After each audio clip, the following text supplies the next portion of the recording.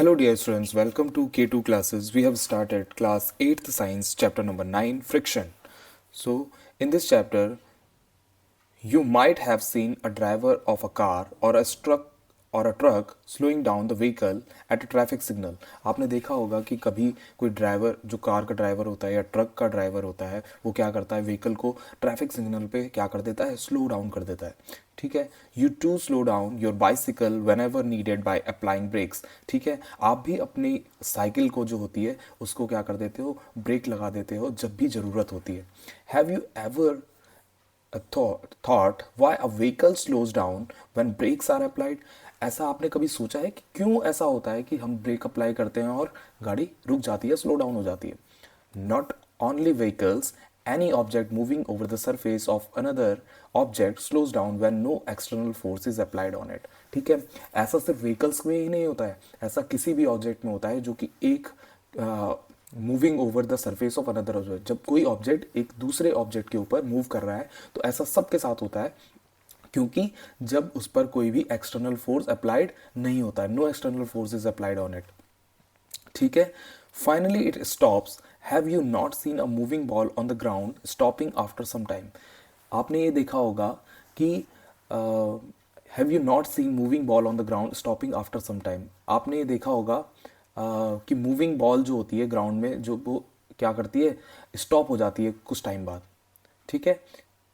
क्या आपने नहीं देखा है ऐसा कि कभी बॉल जो अब आप क्या करते हो उसको जो सरफेस है उस पर जब ऐसे आप लुढ़काते हो उस बॉल को या डालते हो उस बॉल को तो कुछ देर बाद वो धीरे धीरे स्लो डाउन होके क्या हो जाती है, स्टॉप हो जाती है.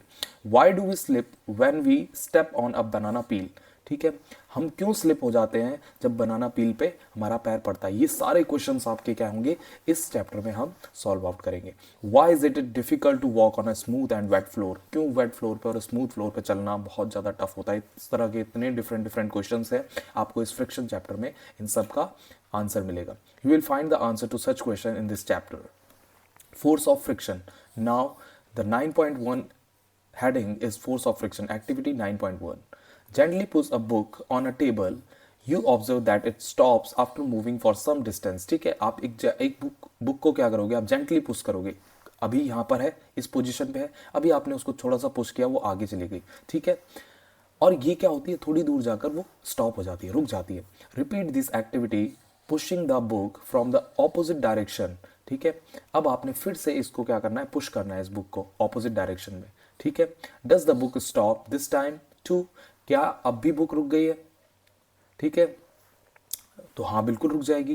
Can you think of an explanation? क्या आपके पास कोई एक्सप्लेनेशन है? Can we say that a force must be acting on the book opposite its motion? क्या आप ये कह सकते हैं कि जो बुक है उस पर कोई ऑपोजिट साइड से कोई मोशन लग रहा है? ठीक है. This force is called the force of friction. ठीक है. इस फोर्स को क्या कहते हैं, जो भी हम क्या कह रहे हैं कि ये बुक हम जब पुश करते हैं और उसके बाद वो थोड़ी देर बाद जाके रुक जाती है, इसे क्या बोलते हैं, फोर्स ऑफ फ्रिक्शन कहते हैं. ठीक है. चाहे आप किसी भी डायरेक्शन से लगाओ, उसके ऑपोजिट में क्या लगेगा, यहाँ पर ये क्या लगेगा, फ्रिक्शन की वजह से वो क्या हो जाएगी, रुक जाएगी. ठीक है. यहाँ पर एक एक्सपेरिमेंट देखा. You saw that if you apply the force along the left friction acts along the right. ठीक है. आपने देखा कि जब आप क्या कर रहे हो, फोर्स अप्लाई कर रहे हो लेफ्ट की तरफ, तो फ्रिक्शन अप्लाई हो रहा है किधर की तरफ, राइट की तरफ. ठीक है. आप लेफ्ट कर रहे हो तो राइट हो रहा है. ठीक है. राइट कर रहे हो तो लेफ्ट हो रहा है. If you apply the force along the right the friction acts along the left direction.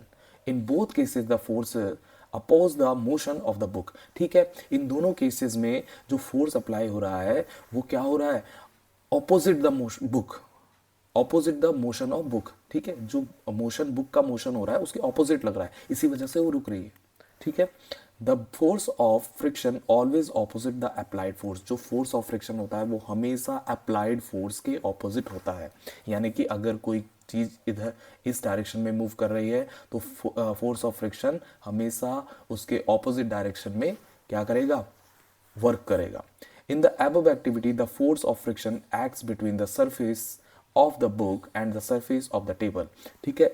इस एक्टिविटी में जो आपने above एक्टिविटी देखी उसमें जो फोर्स ऑफ फ्रिक्शन है वो एक्ट कर रहा है किसमें, सरफेस ऑफ बुक और सरफेस ऑफ टेबल के बीच में. यानी कि जब आपने टेबल के ऊपर वो बुक रखी हुई थी तो उस बुक के सरफेस पे उस बुक के जो लोअर सरफेस है और जो टेबल का अपर सरफेस है उन दोनों के बीच में क्या लग रहा था, वो फ्रिक्शन लग रहा था, उन दोनों के बीच में वो फोर्स ऑफ फ्रिक्शन लग रहा था। ठीक है, is the friction the same for all the surfaces, क्या फ्रिक्शन सभी सर्फेसेस के लिए सेम होता है, इसको हम देखेंगे। Does it depends on the smoothness of the surfaces, क्या ये डिपेंड करता है कि कितना स्मूथ है कोई सरफेस या फिर कितना हार्ड है कोई surface.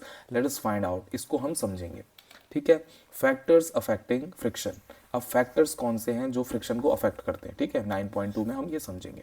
Activity 9.2, tie a string around a brick, आपने क्या करना है, एक स्ट्रिंग को एक ब्रिक पर बांधना है। Pull the brick by a spring balance, ठीक है, और उसको लटका देना है। ठीक है, अब आपने उसको लटका देना है स्प्रिंग बैलेंस में। ठीक है, you need to apply some force, अब आपको कुछ फोर्स लगाना है।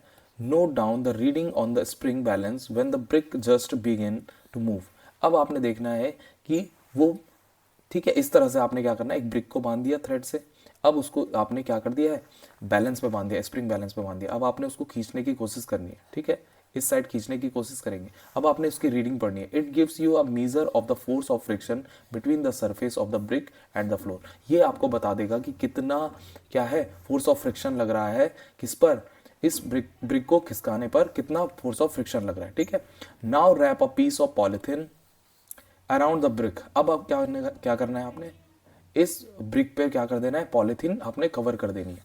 अब देखो, do you observe any difference in the reading of the spring balance in the above two cases, क्या आपने कुछ डिफरेंस देखा, पहले आपको क्या लग रही थी, बहुत ज़्यादा ताकत लग रही थी इस ब्रिक्स को क्या करने के लिए, इधर मूव करवाने के लिए, लेकिन जैसे ही आपने पॉलिथीन रैप की उसके बाद ही ईजी मूव कर जाती है। ठीक है, what might be the reason for this difference, क्या रीजन हो सकता है इस डिफरेंस के पीछे। Repeat this activity by wrapping a piece of jute bag around the brick, अब आपने जूट बैग को इसके अराउंड क्या कर देना है, रैप कर देना है। इसकी वजह से भी जूट बैग थोड़ा रफ होता है, उसकी वजह से भी थोड़ा क्या हो जाएगी, वो ब्रिक एक तरफ जाने के लिए क्या हो जाएगी, थोड़ा टफ हो जाएगा उसको जाना, लेकिन पॉलिथीन में सबसे ईजी रहता है। व्हाट डू यू ऑब्जर्व, आपने क्या ऑब्जर्व किया। ठीक है, स्प्रिंग बैलेंस के बारे में आपके बारे में यहाँ पर दे रखा है। Spring balance is a device use for measuring the force acting on an object. ठीक है, स्प्रिंग बैलेंस का एक डिवाइस है जो कि मेजरिंग करने के लिए आता है, फोर्स को मेजर करने के लिए आता है किसी भी ऑब्जेक्ट पे। It consist of a coiled spring which gets stretch when a force is applied to it, इसमें एक कॉइल्ड क्या होती है, स्प्रिंग होती है जिससे जो स्ट्रेच होती जाती है जितना फोर्स पड़ता है। ठीक है, stretching of the spring is measured by a pointer moving on a graduate scale. ठीक है, और जो इसका स्प्रिंग जितना भी क्या करता है, खिंचता है, उतना ही यहाँ पर क्या बोलता है, स्केल पे वो पॉइंट आ जाता है, मेजरमेंट आ जाता है। The reading on the scale gives the magnitude of the force, जो रीडिंग आती है स्केल पे वो क्या होता है, फोर्स का मैग्नीट्यूड होता है, यानी कि फोर्स कितना पावरफुल है। अब एक्टिविटी 9.3 में हम देखते हैं, make an inclined plane on a smooth floor और अ टेबल। ठीक है, अब आपने क्या करना है, एक इंक्लाइंड प्लेन यानी कि ऐसा ढाल वाला, ठीक है, ऐसा ढाल वाला प्लेन रखना है और स्मूथ फ्लोर, ठीक है, या फिर ऑन अ स्मूथ फ्लोर। ठीक है, you may use a wooden board supported by bricks और books, put a mark with a pen at any point A on the inclined plane. ठीक है, अब आपने क्या करना है, उस इंक्लाइंड प्लेन पे क्या कर देना है, इस तरह से ए मार्क कर देना है। ठीक है, आपने क्या करना है, ये एक्टिविटी क्या करनी है, आपने एक पेंसिल सेल का यूज़ करना है या फिर पेन का यूज़ करना है, और आपने इस तरह से बोर्ड के ऊपर इस तरह से इंक्लाइंड बोर्ड लगा देना है। ठीक है, या बुक लगा देनी। अब उसमें आपने क्या करना है, एक रोलिंग जो पेंसिल है या पेन को आपने उसमें से डालना है। तो ठीक है, जैसे ही आप डालोगे तो आपने उसकी डिस्टेंस मेजर कर लेनी है, कितनी दूर जा रहा है वो। ठीक है, इसके बाद आपने फिर क्या करना है, उसके बदले एक क्या लगा देना है, टेबल क्लॉथ लगा देना है या टॉवेल लगा देना है। ठीक है, अब बोर्ड के बदले आपने बोर्ड जहाँ पर प्लेन बोर्ड था, स्मूथ बोर्ड था, वहाँ पर आपने टॉवेल लगा दिया। अब टॉवेल क्या होगा, थोड़ा सा रफ होता है। अब आप फिर से उस पेन को या पेंसिल को या फिर उस पेंसिल सेल को आप क्या करोगे, यहाँ से मूव करवाओगे, तो वो जैसे ही मूव करेगा, अब देखोगे आप उसकी डिस्टेंस क्या हो गई है, घट गई है, यानी कि अब वो ज़्यादा दूर तक नहीं जा पाया। तो वो किस वजह से हुआ है, क्योंकि यहाँ पर क्या है, इस बोर्ड में स्मूथ सरफेस है, तो स्मूथ सरफेस में क्या होता है, जो फ्रिक्शन है वो कम लग रहा है, फ्रिक्शन जो फोर्स है वो कम लग रहा है। स्मूथ सरफेस पे जो फ्रिक्शन है वो लेस है, कम है, जबकि जो टफ सरफेस है यानी कि जो रफ सरफेस है, रफ सरफेस पे क्या है, जो फ्रिक्शन ऑफ फोर्स है वो क्या लग रहा है, रफ सरफेस पे फ्रिक्शन ऑफ फोर्स ज़्यादा लग रहा है, मोर। ठीक है, ज़्यादा लग रहा है, तो इस वजह से ये चीज़ पहले ही रुक जाती है। तो इसके लिए क्या चाहिए, यानी कि रफ सरफेस पे क्या होता है और स्मूथ सरफेस पे क्या होता है, उन दोनों में अंतर है कि स्मूथ सरफेस पे और रफ सरफेस पे क्या अंतर होता है, फ्रिक्शन का। ठीक है, फ्रिक्शन पर स्मूथ सरफेस है और रफ सरफेस है, उससे क्या इफेक्ट पड़ता है। ठीक है, हमने ये समझा। ठीक है, स्मूथ सरफेस पे फ्रिक्शन कम काम करेगा और रफ सरफेस पे जो फ्रिक्शन है वो ज़्यादा एक्टिव होता है। ठीक है, in which case in the distance cover the minimum why is it distance. ठीक है, ये चीज़ें हमने समझी।